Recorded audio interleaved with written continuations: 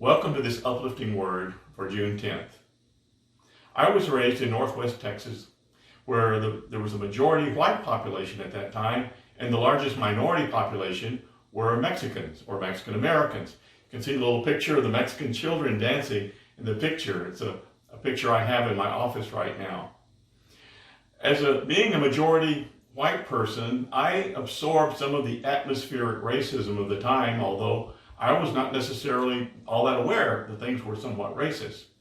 But years later, decades later, having got a degree in Spanish, lived in Spain, got a university degree, we ended up as a missionary in Monterrey, Mexico for 5 years, and our youngest son was born in Mexico and has a right to Mexican citizenship.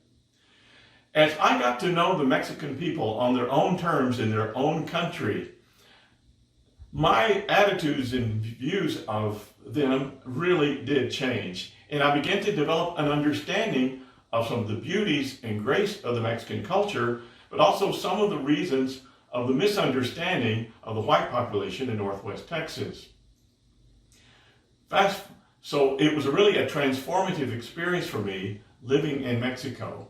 The reason I mention that is because as we are facing the Black Lives Matters situation, and the majority of our congregation are white, we're having all kinds of different ideas and feelings about this, and the question of racism, of course, is coming up quite strongly. But from my experience in Mexico, what I would encourage you to do is, if you're really having some troubles with some of these things, reach out to African American persons, develop some trust, hopefully, so that you can get to know them well and talk to them, have them share their experiences. What is it like? How are they treated by law enforcement, for example? How are they treated when they go looking for jobs, employment, and other kinds of things? The more we develop our understanding, the greater sense of empathy and feeling with that we can have. Then when we decide to make a decision or take a position on a certain issue, it will be based more on understanding and empathy, and not just on the stereotypes that are around us. I really want to encourage you to look at this presentation on the Florida United Methodist Conference website. It's an article called "The Threat of Blackness."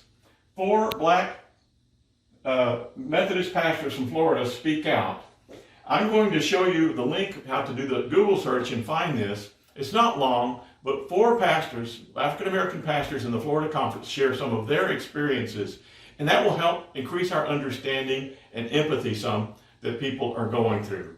I really think that is part of the incarnational message, where God comes into our world as we understand one another better. I hope this encourages you.